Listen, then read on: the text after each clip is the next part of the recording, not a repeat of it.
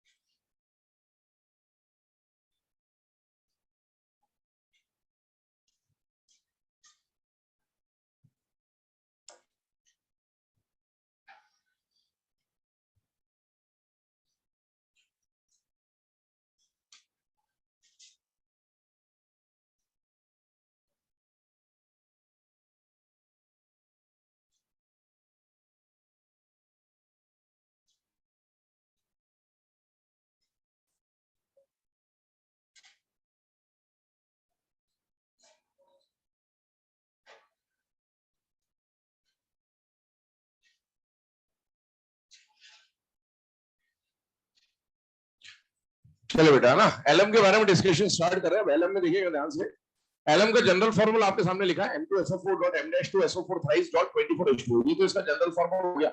अब इसमें दो बातें हैं, इसमें जो मेटल M और M स्टार आपको दिख रहा है, दोनों मेटल अलग अलग है।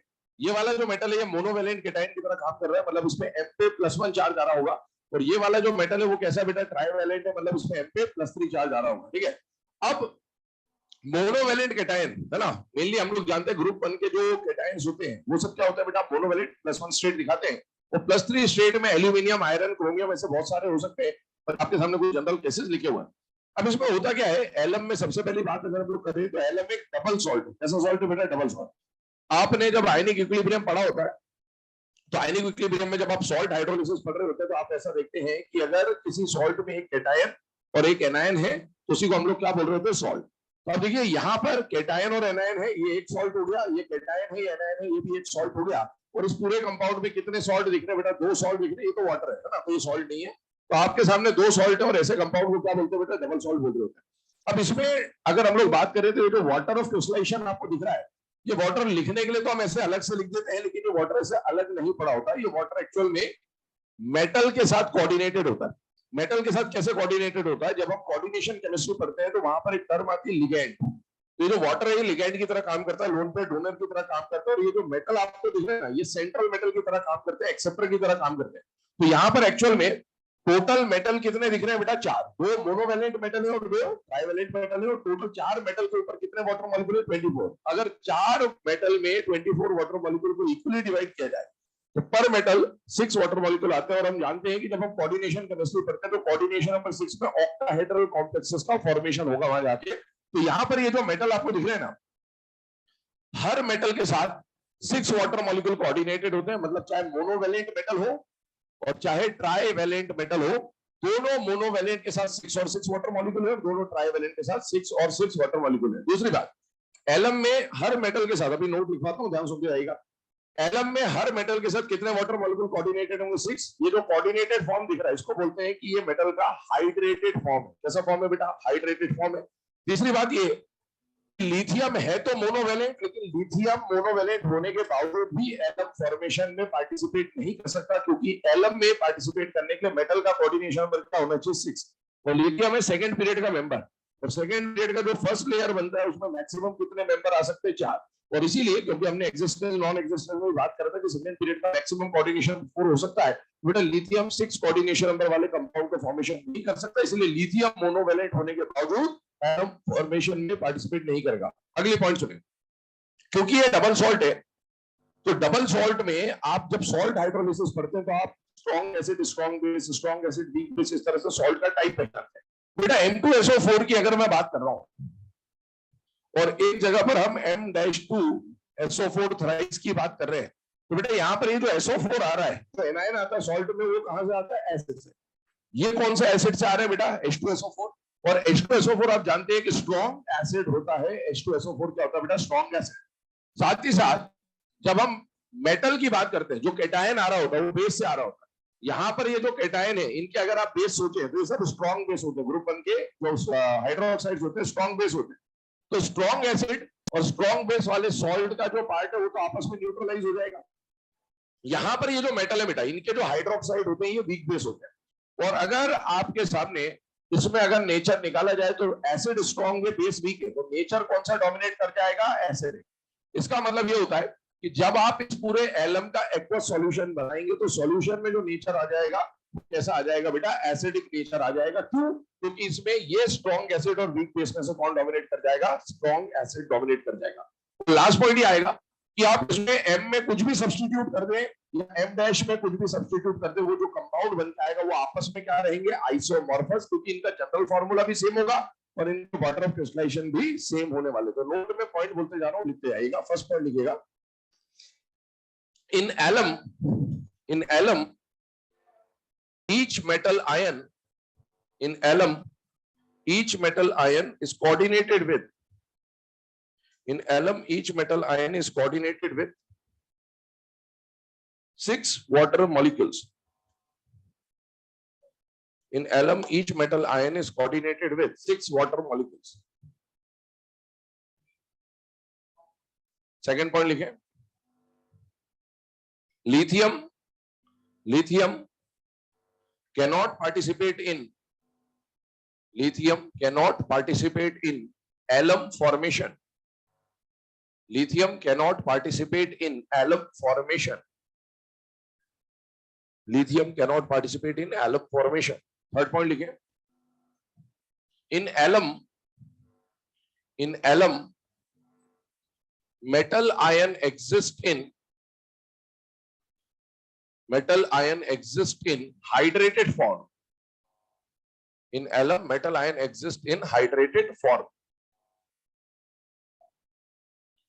अगला पॉइंट लिखें, अच्छा ये जो अभी आपने लिखा ना हाइड्रेटेड फॉर्म, उसमें आप ये नोट कर लीजिए, ये दोनों, ये M का H2O6 प्लस और M का H2O6 3 प्लस, ये हाइड्रेटेड फॉर्म है इसके, MH2O6 प्लस 1 और MH2O6 प्लस 3।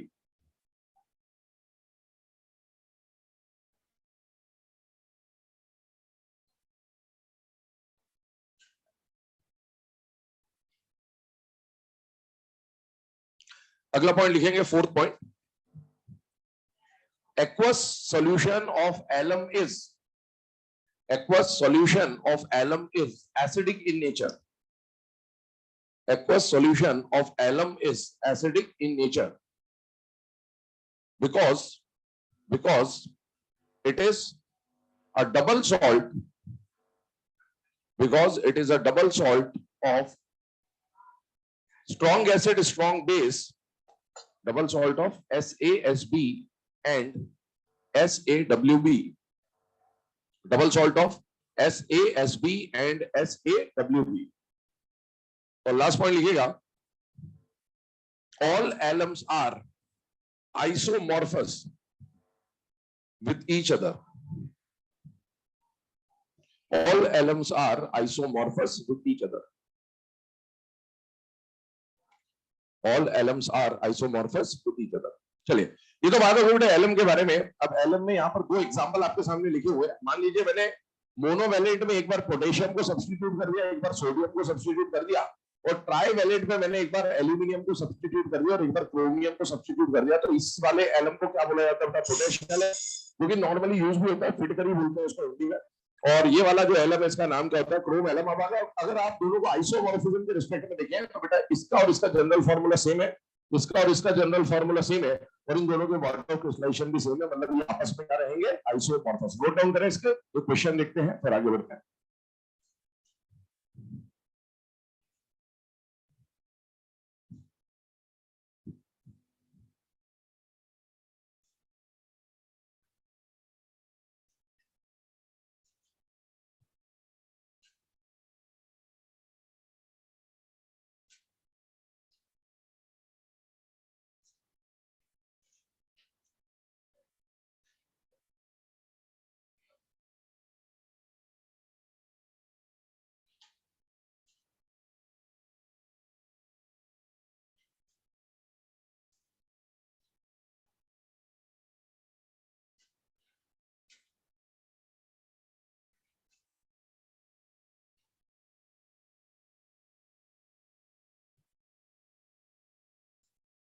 चलिए क्वेश्चन बोल रहा हूं, क्वेश्चन लिखिएगा।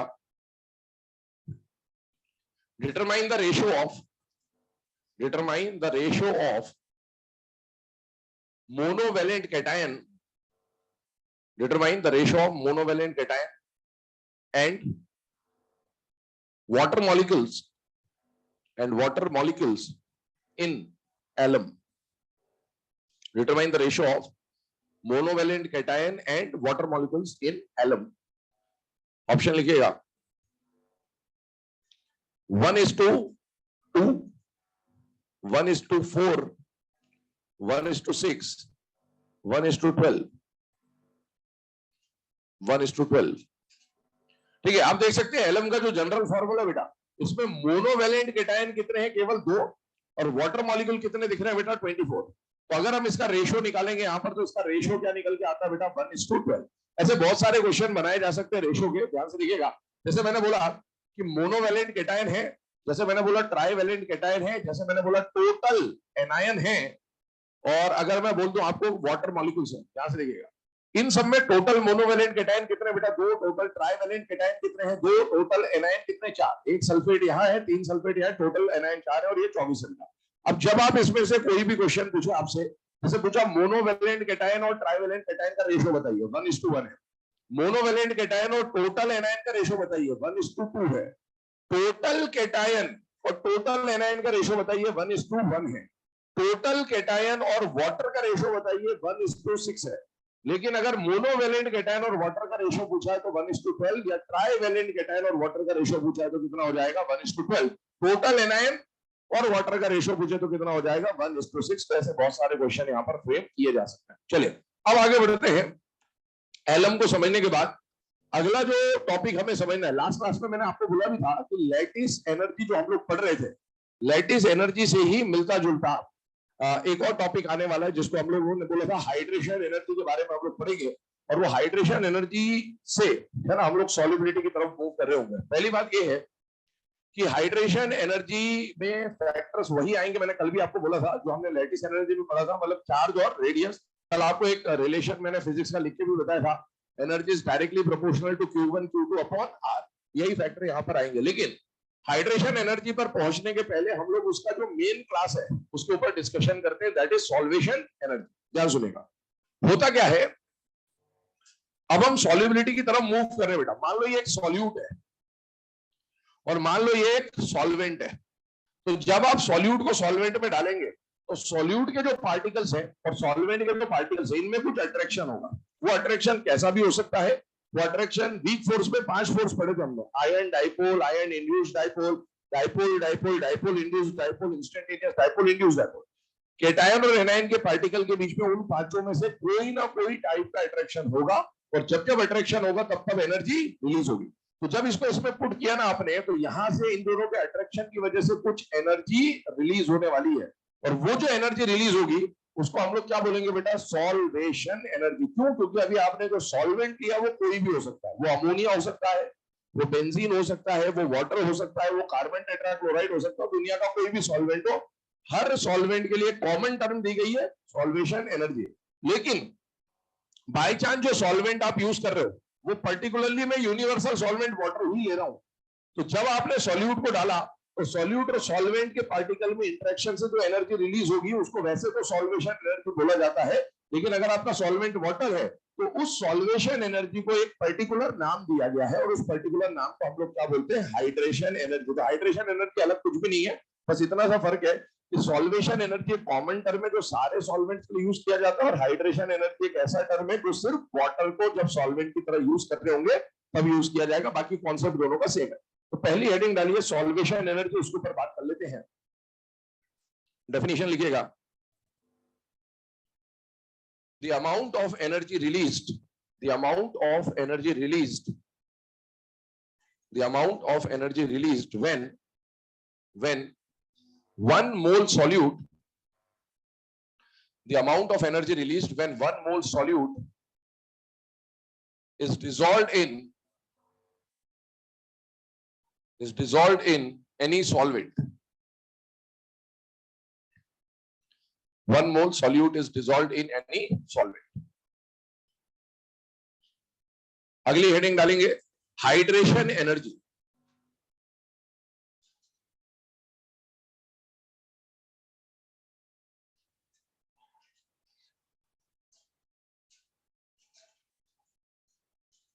हाइड्रेशन एनर्जी में लिखेंगे the amount of energy released when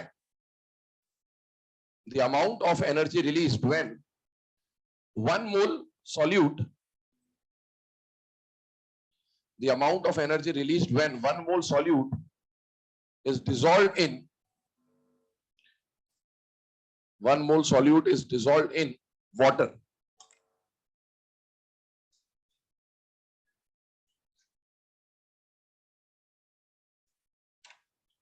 चलो बेटा ना, हाइड्रेशन एनर्जी की डेफिनेशन के बाद अब हम लोग आगे बढ़ रहे हैं, तो आगे हम लोग बढ़ रहे हैं बेटा फैक्टर्स अफेक्टिंग हाइड्रेशन एनर्जी पे। दो फैक्टर कल भी आपको बताए थे, वही फैक्टर है, पहला फैक्टर है चार्ज, दूसरा फैक्टर है रेडियस। ध्यान से देख लेंगे 2 मिनट के। Hydration energy directly proportional to the charge and inversely proportional to the radius. लेकिन एक बात पे यहाँ पर थोड़ा सा ध्यान रखेंगे, हाइड्रेशन एनर्जी और लैटिस एनर्जी में जो चार्ज वाला फैक्टर वो तो बिल्कुल सेम है, लेकिन रेडियस वाला फैक्टर लिखने के लिए तो इनवर्सली है, लेकिन थोड़ा सा रिप्रेजेंटेशन में फर्क है बेटा दोनों में। कल हम लोगों ने जब लैटिस एनर्जी में रेडियस लिखा था तो हमने कुछ इस तरह का रिप्रेजेंटेशन किया था, 1/r प्लस 1/r माइनस के होल लिया था। यहां पर आप देखेंगे मैंने इंडिविजुअल रेसिप्रोकल लिया है और यहां पर मैंने टोटल रेडियस का रेसिप्रोकल लिया था। हालांकि मतलब वही निकल के आ रहा है कि lattice energy was inversely proportional to radius and hydration energy is inversely proportional to radius. इसीलिए मैंने आपको बोला फैक्टर तो सेम रहेगा, लेकिन एक बात समझना जरूर, यहाँ पर फैक्टर भले सेम है लेकिन इनकी जो मैथमेटिकल वैल्यू आएगी वो अलग अलग आएगी। लैटिस एनर्जी और हाइड्रेशन एनर्जी की वैल्यू बराबर कभी भी नहीं आ सकती। क्यों नहीं आ सकती? क्योंकि रिलेशन में थोड़ा सा डिफरेंस है। अब सोचिए, अगर आप मैथमेटिकली सोचें, r प्लस की वैल्यू अगर मैं 2 मान लूं और r प्लस की वैल्यू, r माइनस की वैल्यू अगर मैं 3 मान लूं, तो एक जगह हमने ऐसा लिखा है 1 + 2/3 और एक जगह हमने क्या लिखा है 1/2 + 1/3। तो बेटा मैथमेटिकल वैल्यू इनकी अलग अलग आएंगे। इसीलिए हाइड्रेशन एनर्जी और लैटिस एनर्जी कहने के लिए तो दोनों रेडियस पे इनवर्सली प्रोपोर्शनल है, लेकिन इनकी जो मैथमेटिकल वैल्यूज आती है वो अलग अलग आती है। ये बात अपने को समझना जरूरी है, ठीक है? तो अपने को अप्लाई करते वक्त तो इसका कोई यूज करना नहीं है, लेकिन ये हमारे दिमाग में होना जरूर चाहिए कि दोनों का फैक्टर तो दिखता ही जैसा है, लेकिन उनकी मैथमेटिकल वैल्यूज जो होंगी वो हमेशा अलग अलग आ रही होंगी। चलिए अब आगे बात करते हैं इन दो फैक्टर्स के बाद तीसरे फैक्टर की और बात कर रहा हूं। तीसरा फैक्टर यहां पर जो एडिशनल फैक्टर आ रहा है वो आ रहा है डाइलेक्ट्रिक कांस्टेंट। ये डाइलेक्ट्रिक कांस्टेंट वाला फैक्टर क्या बोलता है उसके ऊपर बात कर लेते हैं, ध्यान सुनिएगा। एक्चुअल में फिजिक्स में जब आप इलेक्ट्रोस्टैटिक पढ़ते हैं तो आप मीडियम के बारे में पढ़ रहे होते हैं। Dielectric constant epsilon r epsilon not आप पढ़ रहे होते हैं, जो कि मीडियम के बारे में जानकारी देता है। यहां पर आगे जब हम पढ़ेंगे तो मीडियम सेम हो जाएगा, क्योंकि हम तो हमेशा सॉल्युबिलिटी चेक कर रहे होंगे वाटर को एज अ यूनिवर्सल सॉल्वेंट मान के, मतलब हमारा सॉल्वेंट कौन रहेगा, वाटर। लेकिन फिर भी हमें थोड़ा सा इससे एक आइडिया समझना है कि आप जानते हैं वाटर को क्या बोला जाता है बेटा, यूनिवर्सल सॉल्वेंट बोला जाता है। और वाटर को यूनिवर्सल सॉल्वेंट क्यों बोला गया और बाकी किसी और को यूनिवर्सल सॉल्वेंट क्यों नहीं बोला गया, हम उसके ऊपर बात कर रहे हैं कि उसको ऐसा क्यों बोला गया। क्या सुनिए, एक्चुअल में एक रिलेशन आपके सामने लिखा है डाइलेक्ट्रिक कांस्टेंट का। डाइलेक्ट्रिक कांस्टेंट करता क्या, पहले वो बता दूं आपको। मान लो एक आयनिक कंपाउंड आपने इसमें डाला और ये आयनिक कंपाउंड में आयनिक बॉन्ड है, ये इनका अट्रैक्शन है। जैसे ही आपने सॉल्यूट को सॉल्वेंट में डाला, तो सॉल्वेंट जनरली वो होता है जिसके पार्टिकल्स या मॉलिक्यूल्स की क्वांटिटी क्या होती है, ज्यादा। बचपन से आप यही पढ़ते हैं, सॉल्यूट वो होता है जो कम क्वांटिटी में होता है, सॉल्वेंट वो होता है जो ज्यादा क्वांटिटी में होता है। फिर सॉल्यूशन चैप्टर पता चलता है, तब पता चलता है तुमको कि फेस का कुछ काम होता है वहां पर नॉर्मल डेफिनेशन से हम चल रहे हैं कि इसकी क्वांटिटी कम है और सॉल्वेंट जो आप डाल रहे हैं उसकी क्वांटिटी ज्यादा है। अब सॉल्वेंट मान लो आपने वाटर लिया, यूनिवर्सल सॉल्वेंट वाटर लिया, तो बेटा वाटर जो है ना उसका स्ट्रक्चर ऐसा बेंड शेप है, और इसमें ये जो H है इसके ऊपर डेल्टा प्लस है और इस ऑक्सीजन पे क्या चार्ज है, डेल्टा माइनस। तो इसको अब आगे जाके हम लोग ऐसा रिप्रेजेंट करेंगे ट्राइंगल के फॉर्म में। ये जो क्लोज्ड एंड है ये किसको दिखाएगा, ऑक्सीजन को। ओपन वाला एंड किसको दिखाएगा, हाइड्रोजन को। इस पे कौन सा चार्ज है, माइनस। इस पे चार्ज कौन सा है, प्लस। जब इस सॉल्यूट को आपने पानी में डाला तो पानी की क्वांटिटी तो बहुत ज्यादा है, तो पानी क्या करेगा, इसको घेर लेगा, सॉल्वेंट इसको घेर लेगा क्योंकि इसकी क्वांटिटी ज्यादा है। तो इस प्लस की तरफ वाटर जब जाएगा तो प्लस वाले एंड से जाएगा या माइनस वाले एंड से, माइनस वाले एंड से। तो इसके पास वाटर ऐसा जा रहा है इस तरीके से, ये closed end closed end closed end closed, और इसकी तरफ वाटर ओपन वाले एंड से जाएगा। और दोनों के पास लेयर अलग अलग बनेगी क्योंकि वो दोनों की चार्ज डेंसिटी पे डिपेंड करेगा कि कौन कितना वाटर मॉलिक्यूल अट्रैक्ट करेगा। अब होगा क्या, ये जो वाटर का नेगेटिव चार्ज है ना, पार्शियल नेगेटिव चार्ज है, वो बहुत सारे पार्शियल नेगेटिव चार्ज मिलकर इसके पॉजिटिव चार्ज को बैलेंस करते हैं, न्यूट्रलाइज करते हैं। और ऐसे ही जो इसका नेगेटिव चार्ज है उसको ये बहुत सारे पार्शियल पॉजिटिव चार्ज जो हाइड्रोजन तो मिलकर इसके नेगेटिव चार्ज को क्या कर देंगे, न्यूट्रलाइज कर देंगे। जब इसका पॉजिटिव चार्ज न्यूट्रलाइज हो गया वाटर से और इसका नेगेटिव चार्ज न्यूट्रलाइज हो गया वाटर से, तो एक्चुअल में इस प्लस और माइनस का जो अट्रैक्शन था वो टूट जाएगा बेटा। क्यों, क्योंकि उसके चार्ज थे जब तक ही तो अट्रैक्शन था, चार्ज को इसने न्यूट्रलाइज कर दिया, इसके चार्ज को इसने न्यूट्रलाइज कर दिया, अट्रैक्शन खत्म, अट्रैक्शन खत्म, तो लैटिस टूट जाएगा। तो लैटिस टूट जाएगा इसका मतलब है सॉल्यूबल हो जाएगा। क्या हो जाएगा, सॉल्यूबल। अब ध्यान सुनना, मैं आपको क्या बोल रहा हूं, ये जो डाइलेक्ट्रिक कांस्टेंट अपन लिख रहे हैं ना एप्सिलॉन आर, ये एप्सिलॉन आर किसी मीडियम की उसी प्रॉपर्टी के पावर को बताता है कि इस मीडियम के पास कितना पावर है कि वो इसके चार्ज को आसानी से न्यूट्रलाइज कर दे। उसी को हम लोग क्या बोलते हैं बेटा, डाइलेक्ट्रिक कांस्टेंट। ठीक है, तो अगर किसी मीडियम का डाइलेक्ट्रिक कांस्टेंट ज्यादा है, इसका मतलब वो चार्ज को ज्यादा आसानी से न्यूट्रलाइज करेगा, और जितनी आसानी से न्यूट्रलाइज करेगा लैटिस उतनी जल्दी टूट जाएगा और वो कंपाउंड उतनी जल्दी सॉल्युबल हो जाएगा। तो आप बताइए, एक रिलेशन आपके सामने लिखा है हाइड्रेशन एनर्जी और एप्सिलॉन आर को लेकर, इसको देख के ऐसा लगना चाहिए आपको कि हाइड्रेशन एनर्जी और एप्सिलॉन आर इनवर्सली दिख रहे होंगे, लेकिन एक्चुअल में दोनों क्या है बेटा, डायरेक्टली प्रोपोर्शनल है। समझ में आना चाहिए, एप्सिलॉन आर अगर यहाँ जाएगा, आप एलसीएम लोगे तो एप्सिलॉन आर डायरेक्टली प्रोपोर्शनल में आ रहा है। ठीक है, तो एप्सिलॉन आर जितना ज्यादा होगा हाइड्रेशन एनर्जी भी उतनी ज्यादा होगी, और हाइड्रेशन एनर्जी जितनी ज्यादा होगी सॉल्युबिलिटी उतनी ज्यादा होगी। हाइड्रेशन एनर्जी से अभी सॉल्युबिलिटी को ना देखें, अभी सिर्फ आप एप्सिलॉन आर और सॉल्युबिलिटी को देख लीजिए। मैंने अभी आपको यही बोला कि मीडियम का एप्सिलॉन आर जितना ज्यादा होगा उतनी आसानी से इसको न्यूट्रलाइज करेगा, जितनी आसानी से न्यूट्रलाइज करेगा उतनी आसानी से क्या हो जाएगा बेटा, सॉल्युबल हो जाएगा। अब बात ये आती है कि आपके सामने कुछ सॉल्वेंट लिखे गए, अलग अलग मीडियम लिखे गए हैं। HF जो है इसका डाइलेक्ट्रिक कांस्टेंट सबसे ज्यादा है, और इधर जाने पर आप देख सकते हैं डाइलेक्ट्रिक कांस्टेंट की वैल्यू कम हो रही है, और दुनिया में लाखों करोड़ों सॉल्वेंट हो सकते हैं, तो हम हर किसी को नहीं लिख सकते। H2O के बाद यहाँ अदर सॉल्वेंट्स है। अदर सॉल्वेंट में जो आपके ऑर्गेनिक सॉल्वेंट्स आते हैं जैसे क्लोरोफॉर्म, अल्कोहल, एसीटोन, ईथर, फिर CCl4, C6H6, वो सब यहाँ पर आ रहे होंगे। ठीक है, तो उनसे अभी हमें कोई मतलब नहीं है, बस इतना पता होना चाहिए कि उनका डाइलेक्ट्रिक कांस्टेंट जो है वो इनके मुकाबले क्या होगा, कम होगा। अब आइए सुनिएगा, अगर HF का डाइलेक्ट्रिक कांस्टेंट सबसे ज्यादा है तो इसका मतलब है कि किसी भी कंपाउंड को जब HF में डाला जाता तो सबसे पहले उसको डिसॉल्व किसके अंदर होना चाहिए था, HF में। तो हमने फिर HF को यूनिवर्सल सॉल्वेंट क्यों नहीं बोला, जबकि सबसे बढ़िया सॉल्युबिलिटी तो कौन दिखाएगा, HF दिखाएगा। फिर उससे कम होगा H2SO4, फिर उससे कम होगा H2O2। लेकिन इनको यूनिवर्सल सॉल्वेंट क्यों नहीं बोला गया, उसका कारण ये है कि बेटा जब आप किसी सॉल्यूट को HF या H2SO4 या H2O2 में डालते तो HF, H2SO4, H2O2 सॉल्यूट की प्रॉपर्टी को ही बदल देते। इसका मतलब ऐसा हुआ, मान लो आपने पानी लिया, ठीक है, सॉल्वेंट की तरह सोचिएगा, एक तरफ पानी एक तरफ HF है, पानी में आपने नमक तो डाला तो आपको नमक का ही घोल मिलेगा, लेकिन नमक को आप जब HF में डाल दोगे तो वो नमक का घोल नहीं बनेगा, किसी और चीज का घोल बन जाएगा। तो अगर सॉल्वेंट ऐसा हुआ जिसमें आपने डाला कुछ और बन कुछ और गया, तो अब आप सोचिए, मेडिसिन के हिसाब से सोचिए, दवाई गोली लेनी होती है तो पानी के साथ लेनी। अब आपने दवाई गोली पानी के अंदर, दवाई मिलाई पैरासीटामोल, बन कुछ और गया, खाया किस लिए था, बन क्या गया, वो निकल लिया आगे, है ना, तो ये दिक्कत हो जाएगी। सॉल्वेंट हमेशा ऐसा लिया जाता है जो सॉल्यूट की प्रॉपर्टी को चेंज ना करे, क्योंकि ये सब क्या करते हैं बेटा, सॉल्यूट की प्रॉपर्टी को चेंज कर देते हैं, इसीलिए ज्यादा डाइलेक्ट्रिक कांस्टेंट होने के बावजूद भी इनका इस्तेमाल एज अ सॉल्वेंट नहीं किया जा सकता, और इसीलिए ऐसा सॉल्वेंट जो सॉल्यूट की प्रॉपर्टी को चेंज भी ना करे और उसका डाइलेक्ट्रिक भी ज्यादा हो, वो सॉल्वेंट कौन मिलता है बेटा, वाटर, और इसीलिए वाटर को क्या बोला गया, यूनिवर्सल सॉल्वेंट। ठीक है, तो ये अपने को पता होना चाहिए कि water is a universal solvent क्यों है, वो कंडीशन मैंने आपको बता दी। पहले काम करें, इसको नोट करें, आगे बढ़ते हैं।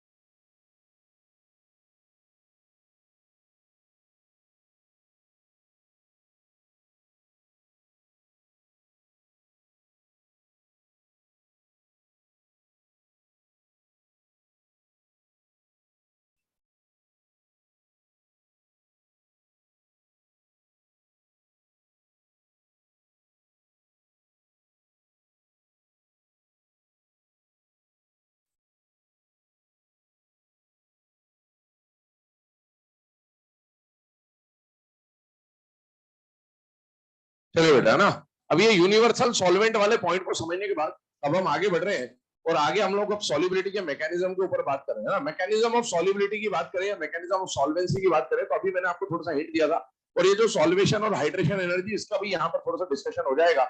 आपके पास एक सॉल्यूट है और हमें इस चैप्टर में जो सॉल्यूट पढ़ने हैं, हमें एक तो आयनिक सॉल्यूट के बारे में पढ़ना है और हमें दूसरा कोवेलेंट सॉल्यूट के बारे में पढ़ना। आपने जो बोल रहा हूं उसको बहुत ध्यान सुनना बेटा। आपके सामने इस चैप्टर में जो सॉल्यूट आएंगे और जो सॉल्वेंट आएंगे ना, उसके ऊपर हम लोग डिस्कशन कर रहे हैं। और सॉल्यूट और सॉल्वेंट में अगर मैं बात करूं तो आप जब सॉल्युबिलिटी पे हम लोग जाएंगे, इसके बाद जब हम वही लिखेंगे, तो सॉल्युबिलिटी में हमने एक लाइन सुनी हुई होती है, लाइक डिसॉल्व्स लाइक। वो लाइक डिसॉल्व लाइक का मीनिंग क्या होता है उसके ऊपर बात कर रहे हैं। तो एक्चुअल में सॉल्यूट आपके सामने जो आएगा वो कैसा आएगा बेटा? एक तो आयनिक सॉल्यूट आएगा, दूसरी बात जो सॉल्यूट आएगा आपके सामने कैसा सॉल्यूट आएगा? कोवेलेंट सॉल्यूट आएगा। पर कोवेलेंट सॉल्यूट में दो तरह के सॉल्यूट होते हैं। एक तो पोलर कोवेलेंट सॉल्यूट होता है, मतलब जिनका डाइपोल मोमेंट नॉन जीरो होता है, पोलर कोवेलेंट सॉल्यूट। और तीसरा जो सॉल्यूट आएगा वो कैसा आएगा? नॉन पोलर कोवेलेंट सॉल्यूट आएगा।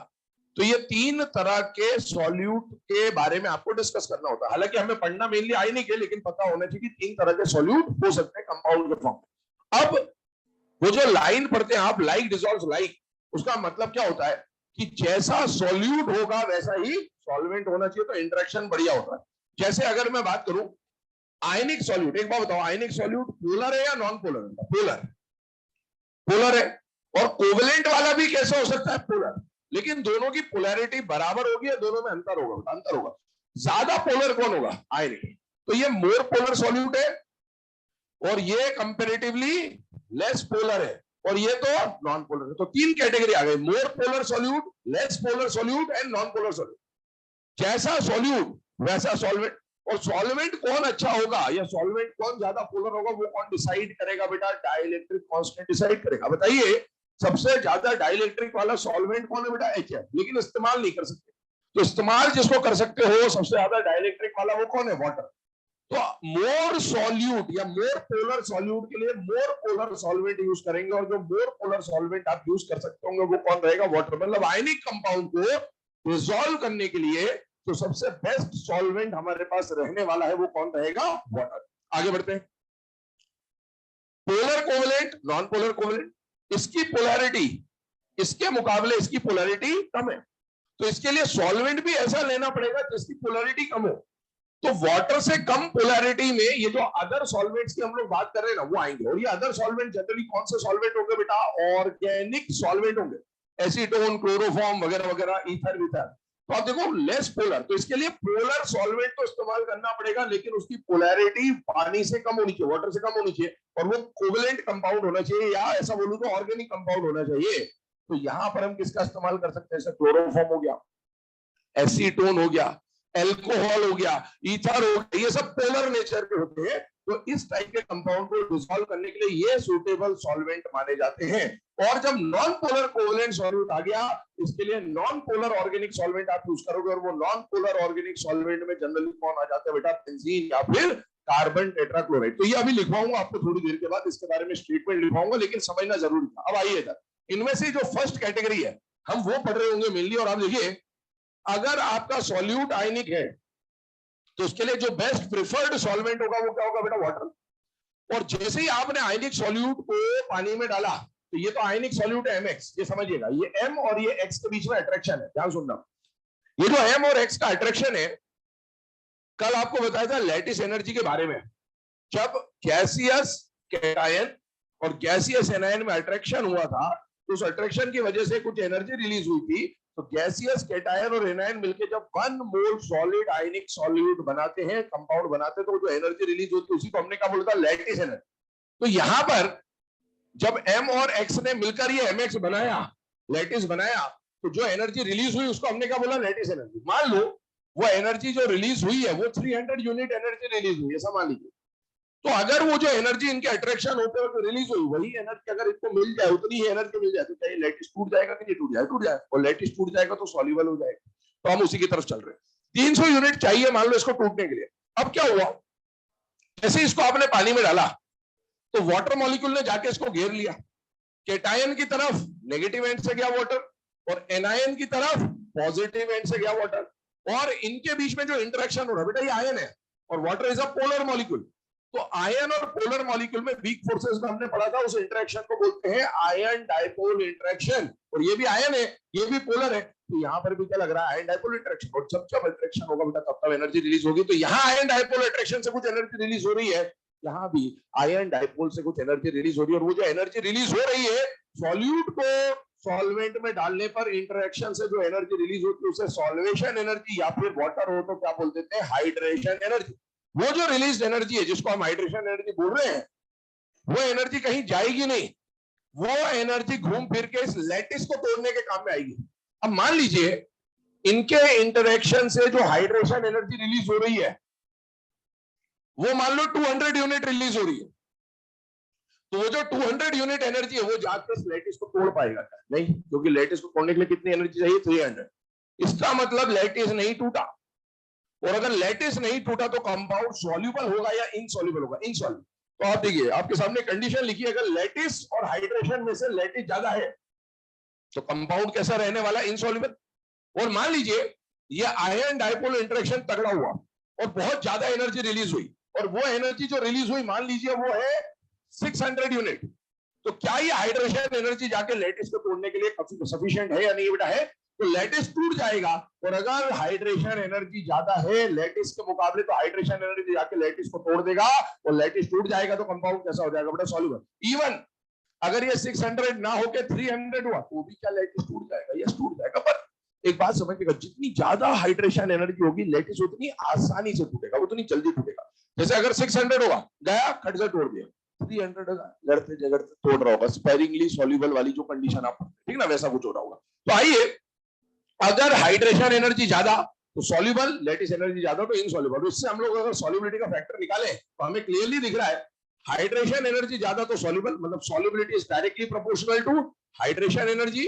और अगर लैटिस एनर्जी ज्यादा तो इनसॉल्यूबल, मतलब लैटिस और सॉल्युबिलिटी क्या हो जाएगा, इनवर्सली प्रोपोर्शनल। तो ये जो मैकेनिज्म आपको लिखा है इसको नोट डाउन कर ले, पहले तो कर लिया इसको, नोट बना ले इसको। फिर इसके सॉल्युबिलिटी वाले वो जो 3 पॉइंट अभी आपको बताए, आयनिक, कोवलेंट, पोलर वाले, वो लिखवा देते।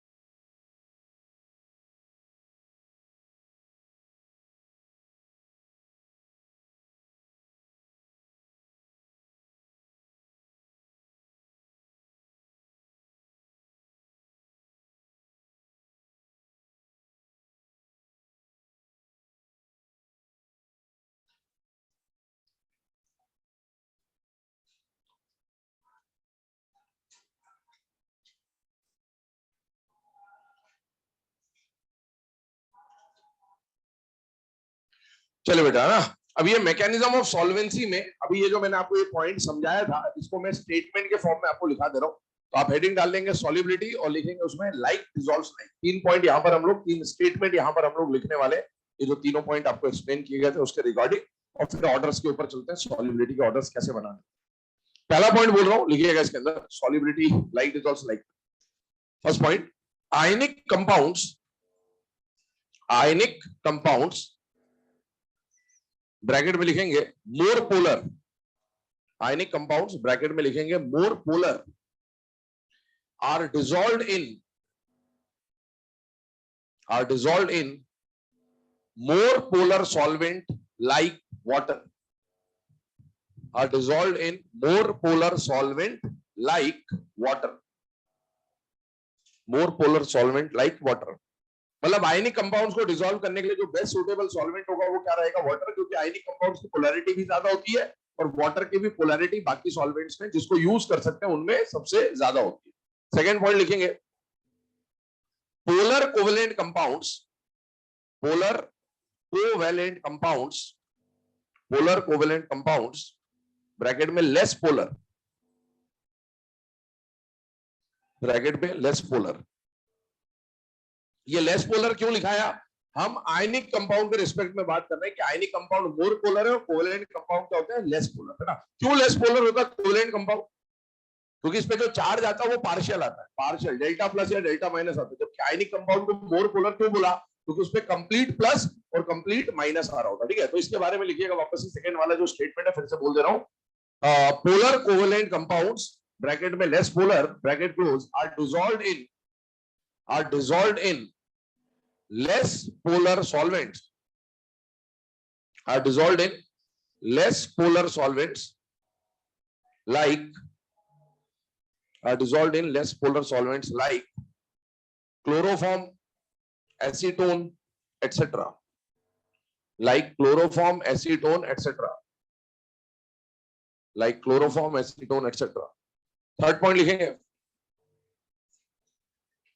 non-polar covalent compounds, non-polar covalent compounds like, non-polar covalent compounds like, ये ऐसा लिखे, like नहीं, non-polar covalent compounds are dissolved in, like हटा दें, non-polar covalent compounds are dissolved in non-polar solvents like, are dissolved in non-polar solvents like CCl4, C6H6, etc.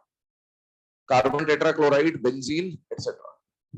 तो polar को polar में, less polar को लेस पोलर में, non polar को non polar में dissolve किया जाएगा। और जनरली जो कोवेलेंट कंपाउंड है उनको ऑर्गेनिक सॉल्वेंट में ही डिसॉल्व किया जाता है, और जो आयनिक कंपाउंड होगा उसको किसमें डिसॉल्व किया जाएगा बेटा, वाटर में। चलिए अब इसके आगे बात करते हैं। इसमें अभी हमने जो सॉल्युबिलिटी वाले जो पॉइंट लिखे बेटा, ध्यान सुनना, अब इसको अप्लाई कैसे किया जाएगा। आपको एग्जाम में सॉल्युबिलिटी बनाने का, ऑर्डर बनाने का क्वेश्चन है, ठीक है। अब उस क्वेश्चन को सॉल्व करने के लिए हमें दो चीजों की जरूरत होगी, एक तो हाइड्रेशन एनर्जी और एक लैटिस एनर्जी। अगर एग्जाम में, समझना जो बात बता रहा हूं उसको, है ना, ध्यान से।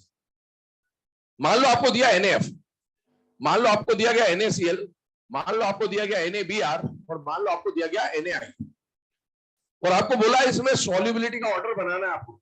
तो सॉल्युबिलिटी का जब ऑर्डर बनाने जाओगे तो पहली चीज आपको यहाँ पर लैटिस और हाइड्रेशन की वैल्यू अगर दे रखी एग्जाम है ना, हो सकता है वैल्यू दे, देगा नहीं वैसे तो, पर अगर दे दे तो अगर लैटिस और हाइड्रेशन की वैल्यू दे रखी है तो आप तुरंत बता दोगे कि कौन ज्यादा सॉल्युबल होगा और कौन कम सॉल्युबल होगा। लेकिन एग्जाम में हमें लैटिस और हाइड्रेशन की वैल्यू नहीं देता, और जब लैटिस और हाइड्रेशन की वैल्यू नहीं देता तो हमें सॉल्व तो इन्हीं की मदद से करना है, क्योंकि कॉन्सेप्ट तो यही बोलता है। तो हम क्या कर सकते हैं उनको समझिए। हम पहले इसमें क्या निकालेंगे बेटा, लैटिस एनर्जी का ऑर्डर, फिर हम लोग इसमें क्या निकालेंगे बेटा, हाइड्रेशन एनर्जी का ऑर्डर, क्योंकि डिपेंड तो ये किस पे करेगा, लैटिस और हाइड्रेशन पे ही डिपेंड करेगा। तो एक बात बताइए, कोई भी एनर्जी हो, एनर्जी का फॉर्मूला मैंने कल ही आपको बोला था और आज भी हम लोगों ने डिस्कस किया, होता ही है, जो ऑर्डर लैटिस एनर्जी का आएगा बेटा वही ऑर्डर किसका आएगा, हाइड्रेशन एनर्जी का भी आएगा, क्योंकि दोनों के फैक्टर्स क्या थे, सेम। पहला फैक्टर एनर्जी के लिए क्या देखा जाता है, चार्ज। तो चार्ज आप देखिए, चारों में चार्ज क्या है बेटा, same, 1 into 1, 1 into 1, 1 into 1, 1 into 1, charge same हो गया। चार्ज सेम हो गया तो फिर energy is inversely proportional to radius. Left to right आने पर साइज बढ़ रहा है, साइज बढ़ रहा है तो एनर्जी कम हो जाएगी। और जो ऑर्डर लैटिस का आया बेटा वही ऑर्डर हाइड्रेशन का भी आएगा, क्योंकि फैक्टर दोनों के सेम है। तीसरी बात ये आती है, अगर लैटिस एनर्जी से ये ऑर्डर निकला है और हाइड्रेशन का ये ऑर्डर निकला है तो बेटा सॉल्युबिलिटी जो है उसके ऊपर बात कर रहा हूं, ध्यान सुनना। अगर मैं लैटिस एनर्जी के हिसाब से सॉल्युबिलिटी का ऑर्डर बनाऊं तो बताइए, लैटिस एनर्जी और सॉल्युबिलिटी क्या है बेटा, इनवर्सली प्रोपोर्शनल। तो जो सॉल्युबिलिटी का ऑर्डर आएगा वो ऐसा आ जाएगा, इनवर्स प्रोपोर्शनल। और अगर मैं हाइड्रेशन एनर्जी के हिसाब से सॉल्युबिलिटी का ऑर्डर बनाता हूं, दोनों डायरेक्टली प्रोपोर्शनल, तो ऑर्डर जो हाइड्रेशन का वही आ जाएगा। अब आप सोचिए, एक ही क्वेश्चन में जो कॉन्सेप्ट है उसी को लगा रहे हैं और एक से सॉल्युबिलिटी का ऑर्डर बढ़ता हुआ आ रहा है और उसी कॉन्सेप्ट से सॉल्युबिलिटी का ऑर्डर कम होता हुआ भी आ रहा है। तो अपन एग्जाम में अगर क्वेश्चन आ गया तो अगर मैं लैटिस और हाइड्रेशन दोनों को लगाना चाहूं तो मैं कभी आंसर तक पहुंच ही नहीं पाऊंगा। क्यों नहीं पहुंच पाऊंगा, क्योंकि हमारे पास वैल्यू नहीं है। मैंने आपको एक बात बोली थी थोड़ी देर पहले, इनके रिप्रेजेंटेशन समझाए थे रेडियस वाले। मैंने बोला था ये फैक्टर दिखने में तो सेम होते हैं पर इनकी मैथमेटिकल वैल्यू अलग अलग होती है, और वो मैथमेटिकल वैल्यू डिसाइड करेगा कि ये ज्यादा होगा कि ये ज्यादा होगा, ये डोमिनेट करेगा कि ये डोमिनेट करेगा, सारा खेल उसी का है। पर क्योंकि हमारे पास वैल्यू नहीं होगी तो हम इस क्वेश्चन को ऐसे सॉल्व कर भी नहीं पाएंगे। तो अब आपको क्या समझना है, कॉन्सेप्ट तो हम लगाने से रहे, यहाँ पर वैल्यू दे दे सॉल्व हो जाएगा, नहीं हुआ तो अपन दोनों को कभी भी एक साथ यूज नहीं कर पाएंगे। तो हमें यहाँ पर जुगाड़ सीखना होगा, और वो जुगाड़ क्या सीखना होगा कि कब हम लैटिस एनर्जी से सॉल्व करें क्वेश्चन को और कब हम हाइड्रेशन एनर्जी से सॉल्व करें क्वेश्चन को, क्योंकि दोनों को अगर एक साथ लगाया तो आंसर तक नहीं पहुंच पाओगे। तो जनरली ऐसा देखा गया है कि जब ऐसे क्वेश्चन आते हैं ना बेटा, इनमें कोई कॉमन आयन दिया होता है आपको, क्या दिया होता है, कॉमन आयन मिलेगा आपको, है ना। तो जो कॉमन आयन है, अगर कॉमन आयन स्मॉल होता, अभी मैं लिखवाऊंगा ये सारी बातें सुनते जाइए, अगर कॉमन आयन स्मॉल होता है तो उन केसेस में ज्यादातर बार जो करेक्ट ऑर्डर मिला है वो लैटिस एनर्जी वाले कॉन्सेप्ट से सही ऑर्डर मिलते हैं। और जब कॉमन आयन बड़ा मिलता है बेटे तो उन केसेस में ज्यादा बार जो सॉल्युबिलिटी का ऑर्डर करेक्ट मिला है वो हाइड्रेशन एनर्जी के कॉन्सेप्ट से मिला है। तो हम लोग यहाँ पर यही जुगाड़ करेंगे कि अगर कॉमन आयन स्मॉल है तो हम लैटिस से ऑर्डर बना लेंगे, और अगर कॉमन आयन लार्ज है तो हम हाइड्रेशन से बनाएंगे। और जब हम लैटिस लगा रहे होंगे तो हम हाइड्रेशन को भूल जाएंगे कि हाइड्रेशन नाम की कोई चीज है, क्योंकि दोनों को एक साथ लगाए तो आंसर निकल नहीं पाएगा। और जब हम हाइड्रेशन लगाएंगे तो हम लैटिस को देखेंगे ही नहीं कि लैटिस से क्या होगा और क्या नहीं होगा। दूसरी बात, ये जो बताऊंगा अब आपको, कॉन्सेप्ट समझा दिया, कॉन्सेप्ट से सॉल्व नहीं हो पाएगा क्योंकि वैल्यू नहीं है, तो अब हमको जुगाड़ पे चलना। ये जो सारी चीजें बता रहा हूँ ये जुगाड़ है, इस जुगाड़ के एक्सेप्शन भी आएंगे, लेकिन कायदे से वो कोई एक्सेप्शन नहीं है, क्योंकि आपके पास वैल्यू नहीं है तो हम तो जुगाड़ से सॉल्व कर रहे हैं। वरना सॉल्युबिलिटी क्या सिर्फ लैटिस या सिर्फ हाइड्रेशन पे डिपेंड करता है या दोनों पे डिपेंड करता है, बेटा दोनों पे डिपेंड करता है। लेकिन जब हम दोनों को ऑर्डर से सॉल्व करने जाएंगे हमारा क्वेश्चन सॉल्व नहीं होगा, इसलिए हमें मजबूरी में यहाँ पर जुगाड़ लगाना पड़ेगा। हाँ वैल्यू दे दे कोई दिक्कत नहीं है, तब सॉल्व हो जाएगा, लेकिन दिया नहीं जाता एग्जाम में। अब एक बात सुने, हमें कैसे पता चलेगा कि कौन सा कॉमन आयन छोटा मानना है और कौन सा कॉमन आयन बड़ा मानना है, पहले तो इसकी बात करते हैं। तो बेटा जो कॉमन आयन है अगर उसमें 1 से लेकर 10 इलेक्ट्रॉन है तो ऐसे कॉमन आयन को आप क्या मानेंगे, छोटा। क्यों मानेंगे 10 इलेक्ट्रॉन तक वाले आयन को छोटा, क्योंकि 10 इलेक्ट्रॉन को भरने के लिए केवल 2 शेल्स की जरूरत होगी। तो हमारा मतलब यह है कि एक शेल रखने वाला आयन या 2 शेल रखने वाले आयन को हम लोग क्या मानेंगे, छोटा। और अगर किसी आयन में मोर देन 10 इलेक्ट्रॉन है, मतलब उसमें कम से कम 3 शेल की जरूरत पड़ेगी, तो इनको हम लोग क्या मानेंगे बेटा, बड़ा आयन मान के चलेंगे। इसके अलावा एक और यहां पर बात है कि ग्रुप 2 का, ये सब लिखवाऊंगा अभी सुनते जाइए, ग्रुप 2 का कोई भी आयन हो, बेरिलियम 2+, मैग्नीशियम 2+, कैल्शियम वेल्शियम बेरियम 2+, ग्रुप 2 के आयन को हमेशा छोटा माना जाएगा, भले उसमें कितने भी इलेक्ट्रॉन हो उसको छोटा ही मानना है। क्यों मानना है छोटा, उसका कारण समझिएगा। जिगजैग उल्टा आयन, याद करिएगा इस बेरियम का साइज पोटेशियम से भी छोटा होता है, तो पोटेशियम से तो छोटा कौन था, बेरियम। अभी बेरियम पे आया +2 चार्ज, तो +2 आने की वजह से साइज और भी ज्यादा छोटा हो गया, मतलब इनका साइज इतना डिक्रीज हो जाता है कि ये लगभग किस कैटेगरी में आने लगते हैं बेटा, स्मॉल आयन की कैटेगरी में आने लगते हैं। इसलिए इसमें इलेक्ट्रॉन नहीं देखना, ग्रुप 2 का कोई भी कॉमन आयन दिख गया आपको डायरेक्टली उसको क्या मान लेना, स्मॉल, उसमें इलेक्ट्रॉन वाला फैक्टर काम नहीं करेगा। लेकिन ग्रुप 2 के अलावा कोई भी दूसरा आयन आया तो 10 इलेक्ट्रॉन तक वाला है तो स्मॉल, 10 से ज्यादा वाला है तो हम लोग क्या मानेंगे, लार्ज। चलिए पहले ये पॉइंट आपको लिखा दे रहा हूं, स्मॉल और लार्ज वाला, इसके ऊपर बात कर लेते हैं। लिखिएगा, नोट बनाइएगा और पॉइंट लिखिएगा, नोट बनाइएगा। फर्स्ट पॉइंट लिखिएगा, if common ion contains, if common ion contains up to 10 electrons, if common ion contains up to 10 electrons, then it is considered to be small, then it is considered to be small। आगे लिखिएगा full stop के बाद, also group 2 cations, also group 2 cations are considered to be small, also group 2 cations are considered to be small। अभी इसमें note में जो first point लिखा ये तो आपको बता दिया, इसमें सेकंड और थर्ड 2 पॉइंट और लिखा रहा हूं मैं, और वो पॉइंट अभी समझाऊंगा नहीं, पॉइंट थोड़ी देर के बाद आपको समझाऊंगा, अभी सिर्फ लिखवा देना। लिखिएगा second point, if common ion is small, if common ion is small, then on moving down the group, solubility increases. If common ion is small, then on moving down the group solubility increases. और second मतलब जो third point आएगा वो लिखिए, if common ion is large, then on moving down the group solubility decreases.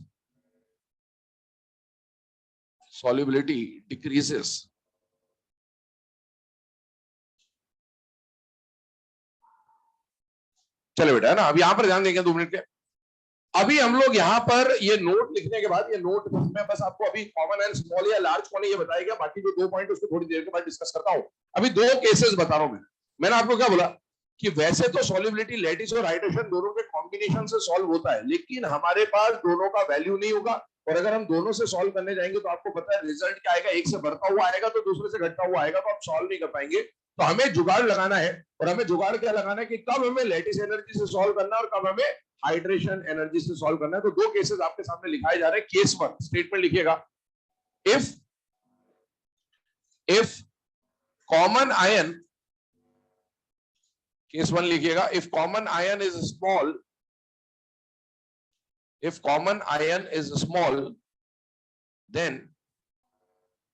then lattice energy dominates. If common ion is small, then lattice energy dominates.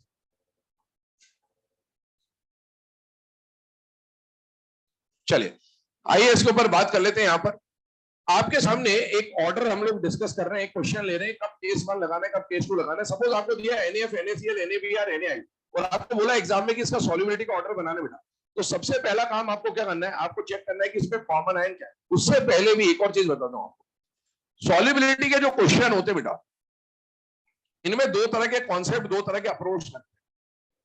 एक तो कुछ solubility के क्वेश्चन आप किससे सॉल्व करेंगे, लैटिस और हाइड्रेशन से, जिसकी बात अभी हम लोग करने वाले हैं, और कुछ सॉल्युबिलिटी के क्वेश्चंस को आप किससे सॉल्व करेंगे, फजान्स रूल से सॉल्व करेंगे, पोलराइजेशन से सॉल्व करेंगे। पहली बात तो ये समझना जरूरी है।